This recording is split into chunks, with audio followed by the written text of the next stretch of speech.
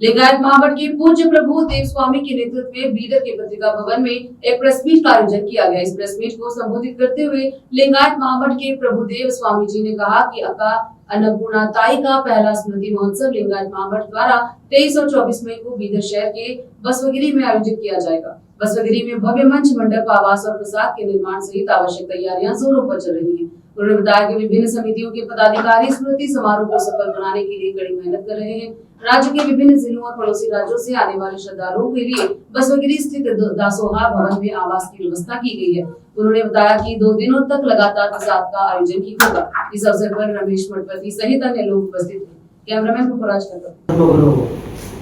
महामानवतावादी सांस्कृतिक नायक विश्वगुरु बसव ತಂದೆಯನ್ನ ರೋಡ್ ಮಂದಿರದಲ್ಲಿ ಧ್ಯಾನಿಸುತ್ತಾ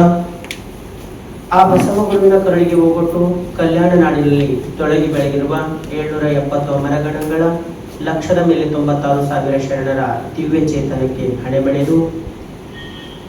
ನಮ್ಮ ನಿಮ್ಮೆಲ್ಲರ ಪ್ರೇರಣಾ ಶಕ್ತಿ ಜೊತೆಗೆ ಬೀದರ್ ಜಿಲ್ಲೆಯ ಕೀರ್ತಿ ನಾಡಿನಾದ್ಯಂತ ಹಬ್ಬಿಸಿರ್ತಕ್ಕಂಥ ವಚನಗಳಿಗೆ ಪಟ್ಟ ಕಟ್ಟುವ ಮಹತ್ ಕಾರ್ಯವನ್ನು ಮಾಡಿರ್ತಕ್ಕಂಥ ಪರಮ ಪೂಜ್ಯ ಶ್ರೀ ಎನ್ನ ದೀಕ್ಷಾಗುರು ಡಾಕ್ಟರ್ ಅಕ್ಕ ಅನ್ನಪೂರ್ಣ ತಾಯಿಯವರ ದಿವ್ಯ ಚೇತನಕ್ಕೆ ಹಣೆಬೆಳೆದು ಪೂಜ್ಯ ಶ್ರೀ ಅಕ್ಕ ಅನ್ನಪೂರ್ಣ ತಾಯಿಯವರ ಪ್ರಥಮ ಸ್ಮರಣೋತ್ಸವದ ನಿಮಿತ್ತವಾಗಿ ಈ ಒಂದು ಪತ್ರಿಕಾ ಗೋಷ್ಠಿಯನ್ನು ಹಮ್ಮಿಕೊಂಡಿದ್ದು, ಈ ಒಂದು ಗೋಷ್ಠಿಯ ದಿವ್ಯ ವೇದಿಕೆಯನ್ನ ಅಲಂಕರಿಸಿರ್ತಕ್ಕಂಥ ಶರಣ ಸಾಹಿತಿಗಳಾದ ರಮೇಶ್ ಮಠಪತಿ ಅಪ್ಪನವರಲ್ಲಿಯೂ, ಇಲ್ಲಿಯವರೆಗೆ ನಮ್ಮ ನಿಮ್ಮೆಲ್ಲರನ್ನ ಪ್ರೀತಿಯಿಂದ ಸ್ವಾಗತ ಕೋರಿರ್ತಕ್ಕಂಥ ರಾಜ್ಕುಮಾರ್ ಪಾಟೀಲ್ ಅಣ್ಣನವರಲ್ಲಿಯೂ, ಲಿಂಗಾಯತ ಮಹಾಮಠದ ಸದಾ ಕಳಕಳಿಯನ್ನು ಹೊಂದಿರತಕ್ಕಂಥ ತಾಯಿಯವರಾದ ನೀಲಮ್ಮ ರೋಗನಾಥ್ ಅವರಲ್ಲಿಯೂ, ಜೊತೆಗೆ ಪ್ರಭು ತಟ್ಪತಿಯವರಲ್ಲಿಯೂ, ರೋಟರಿ ಕ್ಲಬ್ಬಿನ ಅಧ್ಯಕ್ಷರಾಗಿರ್ತಕ್ಕಂಥ ಶಿವಕುಮಾರ್ ಪಾಖಾಲ್ ಅಣ್ಣನವರಲ್ಲಿಯೂ, ಲಿಂಗಾಯತ ಮಹಾಮಠದ ಸಕ್ರಿಯ ಕಾರ್ಯಕರ್ತರಾಗಿ ಸೇವೆಯನ್ನು ಸಲ್ಲಿಸತಕ್ಕಂಥ ನಮ್ಮ ಚಂದ್ರಶೇಖರ್ ಹೆಬ್ಬಾಳೆ ಅಣ್ಣನವರಲ್ಲಿಯೂ, ಅಶೋಕ್ ಎಲಿ ಅಣ್ಣನವರಲ್ಲಿಯೂ,